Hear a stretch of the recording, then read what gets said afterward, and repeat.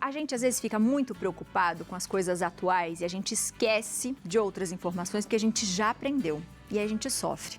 Por exemplo, quando a gente vai falar de dengue. O número de casos de dengue vem só aumentando expressivamente no Brasil, desde 2022. Dados do Ministério da Saúde apontam um aumento de 46% da doença só em janeiro e fevereiro desse ano. Já foram contabilizados 160 mil novos casos e o número de mortes por dengue é de 173 pessoas. Saber como é que a dengue age no nosso organismo e como é importante a gente prevenir a proliferação do mosquito é caráter de urgência no nosso país, pois dengue mata. Para nos ajudar a entender mais sobre essa doença, a gente conversa com a médica infectologista, a doutora Janaína Leite. Doutora, seja muito bem-vinda à nossa casa mais uma vez. Boa tarde. Muito obrigada a você, a todos que estão assistindo, Leonardo. Muito obrigada. Para falar de um assunto, né, e eu acho que é um pouquinho do que a gente está falando aqui, né? A gente já comentou, a gente sempre fala sobre dengue, a gente sabe algumas coisas, mas acho que às vezes a gente fica tão preocupada com outros focos que a gente esquece do foco principal, não é, doutora?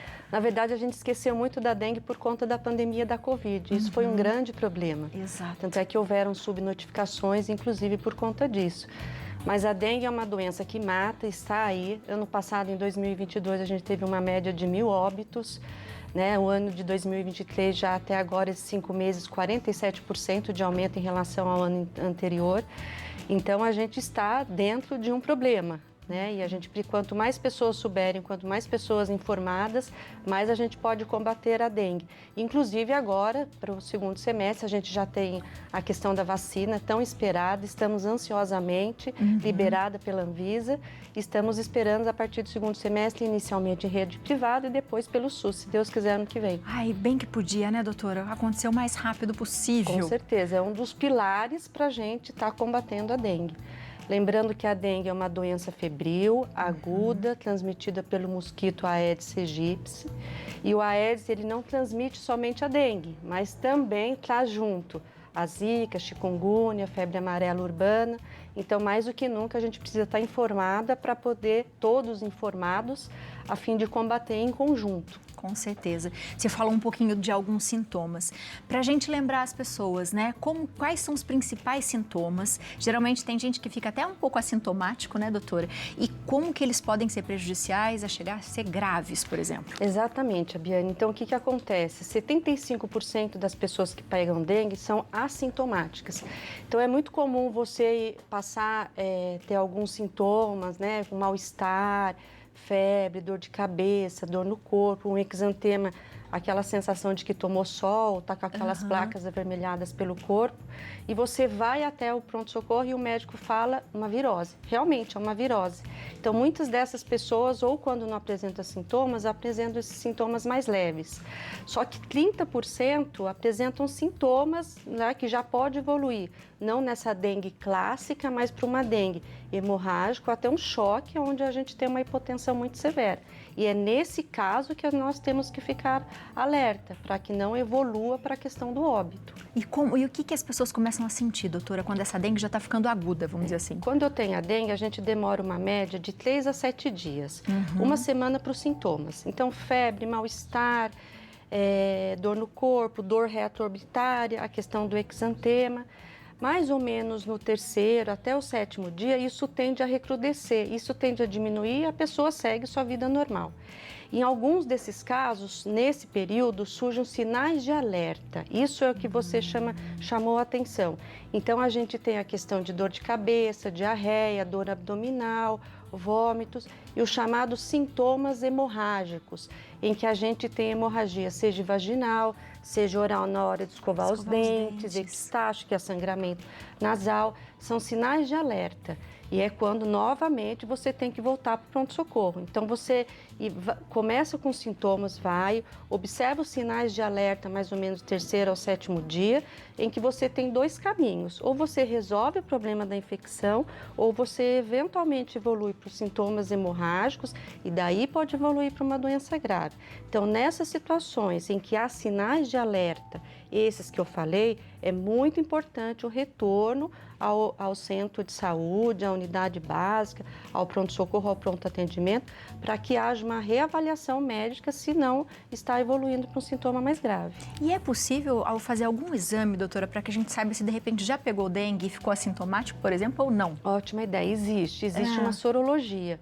Então, o que acontece? Quando eu estou com sintomas, a gente pode fazer o teste rápido, a partir do 3º dia. Então, do 3º ao 6º dia, eu tenho o teste rápido, pego uma gota de sangue pelo dedo e consigo avaliar, desde que eu esteja com sintomas. Né? Ou eu posso estar fazendo o PCR, que é aquele PCR muito parecido com o COVID. A partir do 6º dia dos sintomas, sorologia. Então, essa sorologia, que é o que você está falando, eu posso identificar, será que eu já tive dengue em algum momento da minha vida? Sim, eu posso identificar que eu tive dengue, só que não identifica qual do tipo de vírus que a dengue já produziu em mim. Lembrando que eu tenho 4 tipos de sorotipos, que a gente chama, tipos de vírus. Então, eu posso pegar a dengue durante 4 vezes. 4 vezes. Porque Exatamente. sempre que eu pegar vai ser um sorotipo diferente do outro, doutora? Exatamente. E esse é o grande problema. Toda vez que eu pego pela 2ª ou 3ª vez, a minha resposta de imunidade ela é muito mais intensa. Então, o meu risco para a evolução, para uma gravidade, também cresce com isso, à medida que eu tenho mais episódios do vírus da dengue.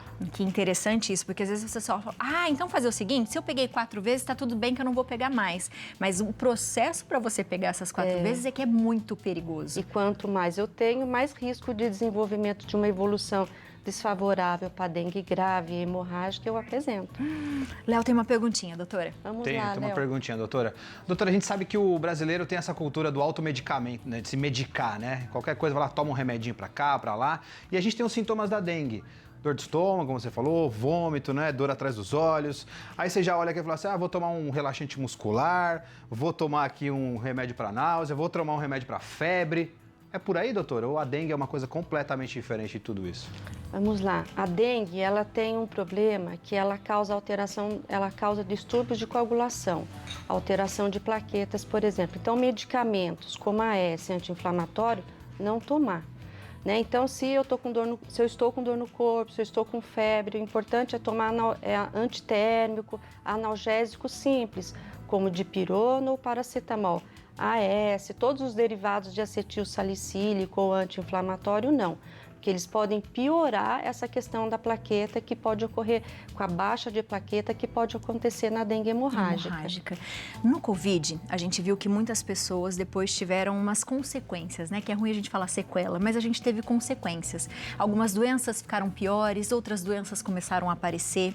Na dengue também é possível causar, por exemplo, a pessoa de repente sempre ter uma dor de cabeça que ela não tinha antes, ou uma certa depressão, ou uma certa vagareza, sabe? Para fazer as coisas. Parece que antes eu tinha tanta força para me exercitar e agora, depois que eu peguei dengue, parece que eu fiquei mais fraco. Isso existe, doutora, ou não? Não. O que existe é que a dengue é uma doença aguda, né? E hoje já está já está provada em relação a isso. É diferente do Covid, que tem o Covid longo. A dengue não tem a dengue longa. Só que a dengue, ela demora meses para a recuperação do paciente. Muitas vezes o paciente está no 3º, 4º, 5º mês e ainda não tem aquele pique para fazer suas atividades. Então, isso é muito comum na dengue. Tanto é que antigamente a dengue era chamada de doença quebra-ossos, né? Porque a dor é uma dor tão intensa e você tem tanta inflamação muscular, tem tanta inflamação de vasos, que para você recuperar, em muitos pacientes, você demora meses para poder chegar ao que você era antes. Mas é diferente do Covid. Do Covid. Isso vai voltar, né, doutora? Vai voltar. Diferente do Covid, a questão da dengue, não se preocupe. Pode demorar meses, mas você vai se recuperar plenamente. A gente tem um depoimento, vamos assistir juntas? Vamos lá. Ei, gente, meu nome é Mirela Magalhães, eu sou de Pedro Leopoldo, Minas Gerais, e eu estou aqui devido a um post que a gente fez na loja Helena Magalhães falando de quando eu tive dengue. É que teve muita repercussão. Eu sei que entra ano, sai ano, a gente escuta falar de dengue, tem as campanhas das prefeituras falando de dengue, mas quando acontece com a gente, é diferente, né? Eu comecei com uma dor de cabeça, um dia com febre, prostração, falta de apetite. Quando eu achei que eu estava melhorando, mais ou menos no 6º dia, eu fui fazer um hemograma, o hemograma estava um resultado muito ruim. e eu fui para o hospital. Lá em 24 horas, repetiu o meu hemograma, piorou muito, então eu tive que ser internada. E com isso, né, passando os dias, fui fazendo hemograma para ver se melhorava. E além do hemograma, meus resultados também dos exames de fígado estavam alterados também. A gente acha que a gente está saudável, vai ter uma dengue, vai recuperar rápido, e nem sempre a regra é essa, né? Então, eu estou aqui para falar com vocês que a dengue está aí, pode ser sério, sim. Se cuidem, vamos tentar prevenir, né? Não deixar água parada em casa, alertar os vizinhos também e toda a comunidade, né? Para a gente se ajudar e tentar acabar com a dengue. Com certeza, com certeza. Obrigada por você partilhar com a gente, viu? Doutora, antes da gente falar da prevenção, eu queria só perguntar se existe uma gravidade maior, por exemplo, para as mulheres gestantes, porque a gente fica preocupada com os bebês. Existe, doutora, um risco maior? Tanto para gestante quanto para paciente idosa acima de 60 anos. E pacientes que apresentam junto comorbidades, por exemplo, hipertensão, diabetes, hepatopatias. Lembrando que a dengue ela é uma doença sistêmica, então ela atinge alguns órgãos, como disse o depoimento, né, que ficou com uma inflamação no fígado pela dengue. Então, esses pacientes, eles são pacientes mais vulneráveis, mais suscetíveis, tanto que o número de óbitos é maior nesses pacientes do que em outros. Obrigada, doutora. A gente está com a Letícia, nossa repórter ao vivo, e ela vai falar um pouquinho para a gente sobre a prevenção e depois a gente volta aqui. Pode ser, doutora? Claro. Lelê, boa tarde para você, meu amor. Seja bem-vinda. Oi, Abi, boa tarde para você, para o Léo, para a doutora e para todo mundo ligadinho com a gente aqui no nosso Santa Receita. Eu tô aqui no CCZ de São José dos Campos. O Diego já está aqui do meu lado porque ele vai dar mais uma vez. É aquela história, né? É a lição de casa que todo mundo deveria fazer sempre, mas que acabam não fazendo. Diego, boa tarde para você, seja muito bem-vindo aqui no nosso Santa Receita. São dicas que a gente precisa dar 1000 vezes até que todo mundo consiga fazer para a gente evitar a dengue, né? Boa tarde a todos no estúdio, a todos os telespectadores. De fato, eu falo que os personagens eles já são bem conhecidos, né? É o balde, é a garrafa, é o pneu. Entretanto, a gente tem notado que a população parou de prestar atenção, achou que de repente a dengue é uma doença não tão grave. Acho que a Covid ficou muito em foco nesses últimos 2 anos. Foco sim, super necessário, mas a dengue foi deixada de lado. Ano passado a gente teve o triste recorde a nível nacional de 1.016 óbitos, isso é muito grave. São José não teve nenhum, mas serve de alerta para nós, né? Para a gente falar para a população, é necessário aquele cuidado, uma vistoria 10, 15 minutos na sua casa, observar ali se de repente não tem um ralo entupido, se a calha também não tem galho que está acumulando água, ou então de novo, né? Pneu, garrafa, tudo aquilo que pode acumular água, que está exposto pro tempo, para tomar uma possível chuva, e aí com isso a gente ter a condição ideal para a proliferação do mosquito Aedes aegypti e consequentemente o aumento de casos de dengue. Com certeza, a gente fez aqui uma mesa, gente, porque a gente não pode deixar de esquecer do vasinho de planta, com o pratinho, até mesmo a água dos animais, para quem tem animal em casa. É sempre importante fazer a lavagem, tomar todos esses cuidados necessários, porque, por exemplo, aqui nesse caso, olha, além de ficar parada a água dentro do potinho, ainda acumula aqui na lateral. O que mais que a gente pode dar dessas dicas, que a gente sabe que é dever de casa, mas que às vezes, talvez, alguém tenha esquecido? Vamos relembrar o pessoal de casa. O prato do vaso de planta, o ideal é que ele seja preenchido com areia até a borda, mas não é preencher uma vez e pronto. Não, é sempre estar revendo ali se de repente não teve alguma areia que caiu, que dentro da areia pode estar acumulando água ali, onde vai ter a oviposição da fêmea do Aedes aegypti. Vaso de água também, é importante estar sempre lavando o pote de água do nosso animal, pelo menos uma vez aí por semana, para a gente estar evitando aí qualquer chance daquela água para o nosso animal se tornar uma água parada e ter a proliferação do mosquito. No mais, caixa d'água, importantíssimo tá completamente tampada para evitar aí também que a gente tenha a chance. A gente tem costume de falar que o mosquito está se adaptando demais às condições. O ciclo de vida do mosquito, quando as condições são ideais, ou seja, época de chuva e época de sol, da fase de ovo até a fase adulta, a gente tem de 5 a 7 dias. É muito acelerado. E a fêmea, quando coloca o ovinho, esse ovo dela pode ser colocado até numa tampinha, E esse ovo não precisa estar num ambiente que já está com água, ou seja, um recipiente com água.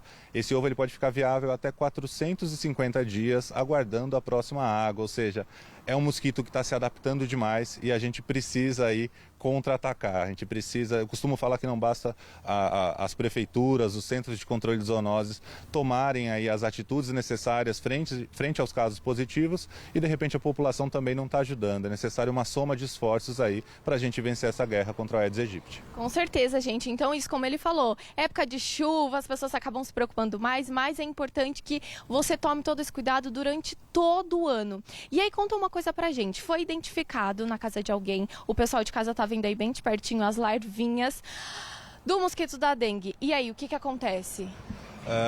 Bom, são 2 pontos principais, né? A gente tem algum munícipe aqui em São José dos Campos identificou presença de larvas no imóvel de um vizinho que de repente não está cuidando da casa, ele pode ligar no 156. Ele faz uma denúncia sigilosa, a gente manda uma equipe para fazer uma vistoria, falar as adequações que são necessárias naquele imóvel para o proprietário dele e se ele não fizer o que é necessário, ele pode ser multado.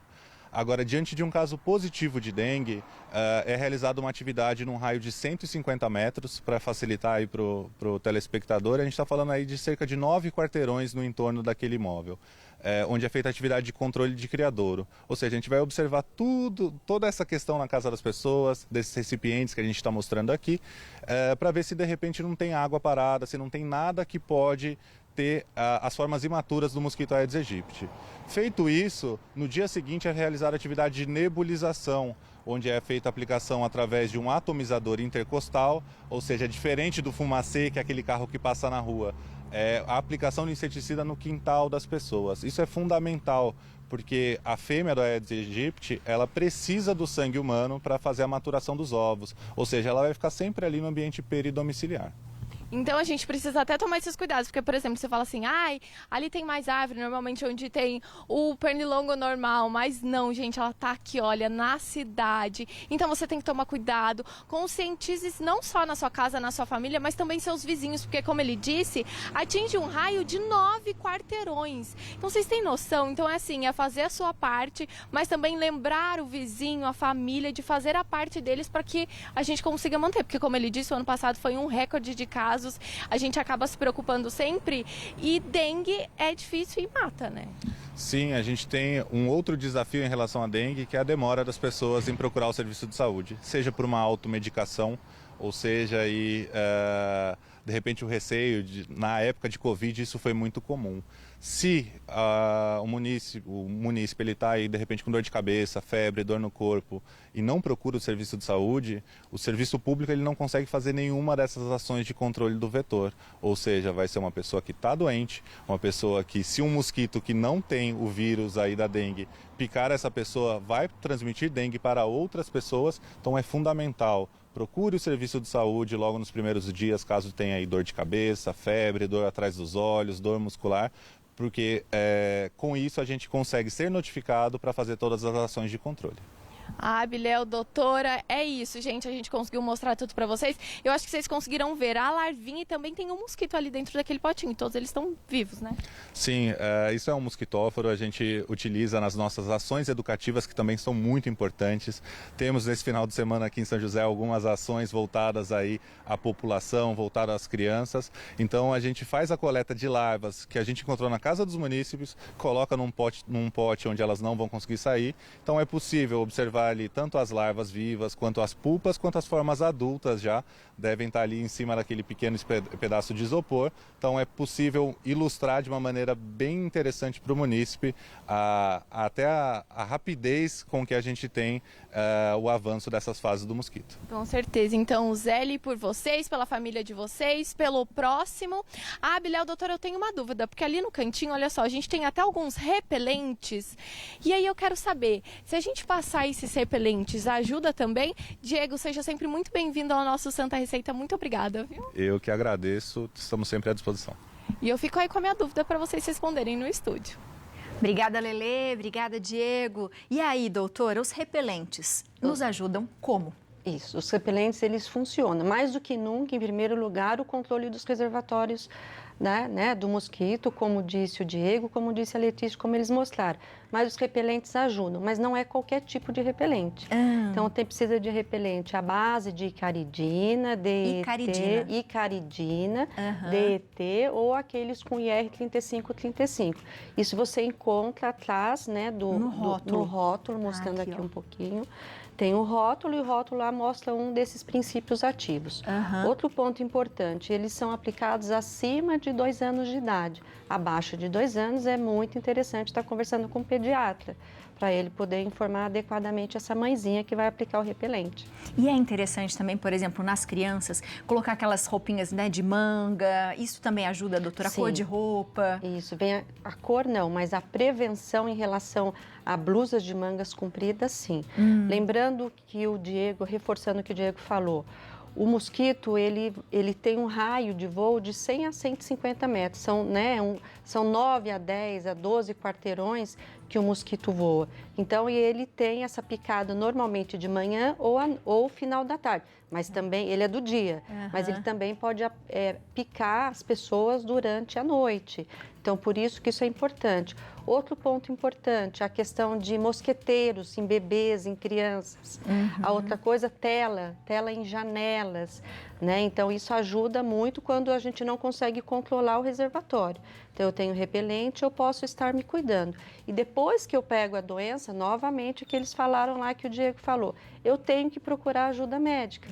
Porque a única forma de eu fazer o teste, de eu ver se a pessoa é positiva, de eu acompanhar se ela evolui para uma doença grave e que eu possa, sabendo que naquele bairro, naquele local, eu tenho positividade, eu tenho notificação junto ao governo, isso eu posso ter ação de controle dos reservatórios. Eu preciso fazer a minha parte, mas eu preciso passar isso adiante para a questão estrutural governamental no local. Exato, é preciso avisar para bem isso, para saber de onde que ele está, para ver se na vizinhança tem mais, para descobrir onde está esse foco. De repente pode ser um vizinho, daqui a pouco pode ser uma casa bem mais para frente, porque ele é resistente, né? Ele é resistente. Ele é muito resistente. A gente tem a questão da climatização, né? Períodos mais longos de chuvas prolongadas, o mosquito, os ovos ficando mais resistentes, os ovos eles duram 1 ano na região, nas superfícies artificiais ou até em bromélias, por exemplo. Então, os ovos estão cada vez mais resistentes e demoram 1 ano para a eclosão. Então, assim, né, nós estamos passando por globalização, por climatização, mudança ambiental. Então, está tudo muito favorável para o mosquito da dengue. Tanto é verdade que a gente está tendo números muito maiores na região sul do Brasil, que antes não tinha dengue no sul. Doutora, muito obrigada. Obrigada a você, Abiane. Muito obrigada. Para que a gente volte para falar da vacina. Vai dar certo. Ótimo. Porque daí vai trazer boas notícias. Estamos mesmo. Combinado. E tomara que dê certo, né, doutora? Sim, que vai funcione, dar. Que a gente consiga melhorar. Eu acho que cada um fazendo a sua parte, prevenindo, alertando, acho que a gente já vai fazer um bom caminho, né? Exatamente. Um importante ponto aí para a prevenção. Vamos fazer a nossa parte enquanto isso. Mas a vacina está chegando. A vacina está chegando. Ai, que bom, doutora. Obrigada, viu? Obrigada a você, Abiane. Tudo de bom. Para nós. O e-mail da doutora é janaína.mrl1407@gmail.com e o Instagram janaínaleite129. Isso mesmo, né, doutora? Isso, muito obrigada. Obrigada, ótimo Até final mais. de semana, Tchau, viu? querido. Léo, importantíssimo a gente falar sobre isso, né? Muito, né, Abi? Ó, utilidade pública, preste bastante atenção na sua vizinhança, viu? Viu, dona Cleusa? Minha mãe tem um terreno aí do lado, é meio perigoso. Preste bastante atenção, tá? Por favor. Bom.